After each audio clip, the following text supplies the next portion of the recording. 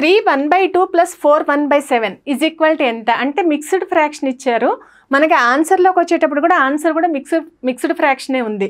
మనకి mixed fractions ఇచ్చినప్పుడు ఎప్పుడైనా సరే మనం ఇచ్చినటువంటి మనకి ఆన్సర్ని మనకు లెంతీగా చేసుకోకుండా, అంటే లెంతీ కంటే మిక్స్డ్ ఫ్రాక్షన్ని మామూలు ఫ్రాక్షన్లోకి మార్చుకొని దానికి ఎల్సిఎం తీసి ఎంత అని చూస్తాం. కానీ ఇప్పుడు ఆ ప్రాసెస్ ఏం లేకుండా ఎప్పుడైనా సరే మధ్యలో ఎడిషన్ అనేది ఉన్నప్పుడు మనకి ఇచ్చినటువంటి కాన్స్టెంట్లు ఎంత ఉన్నాయి? 3 + 4 3 + 4 ఎంత?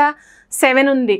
తర్వాత నెక్స్ట్ ఫ్రాక్షన్ అంటే 1/2 ప్లస్ 1/7 ఎంత అవుతుంది? ఎల్సిఎం ఎంత అవుతుంది? 14.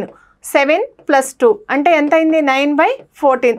సో మొత్తం ఎంత అయింది అంటే ఫ్రాక్షన్ 7 9/14.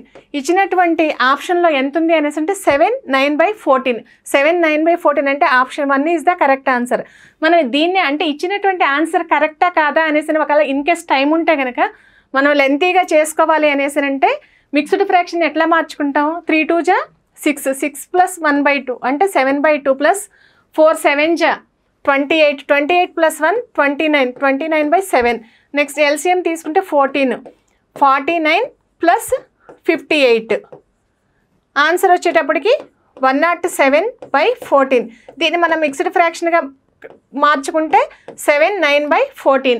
ఇక్కడ మనకి వచ్చినటువంటి ఆన్సర్ కరెక్టా కాదా అనేసి చెక్ చేసుకోవడానికి మాత్రమే నేను ఇక్కడ ఇట్లా చేశాను అనమాట. ఇది లెంతీ ప్రాసెస్. మనకి షార్ట్ కట్ రూపంలో చేసుకోవాలి అనేసి అంటే 3 1/2 + 4 1/7 ఇచ్చినప్పుడు కాన్స్టెంట్ మొత్తాన్ని మనం యాడ్ చేసుకుంటే 3 + 4 ఎంత? 7. 1/2 + 1/7 దానికి ఎల్సిఎం తీసుకొని చేసుకుంటే ఎంత వస్తుంది? 9/14. 7 9/14 ఈజ్ ద కరెక్ట్ ఆన్సర్. ఇదే విధంగా ఈ ప్రాసెస్లో మీరు చేసుకోవాలి అనేసి అంటే 2 1/4 + 3 1/2 దీన్ని మనకి చేసుకుంటే ఎంత ఆన్సర్ వస్తుందో మీరు ఒకసారి కామెంట్ చేయండి.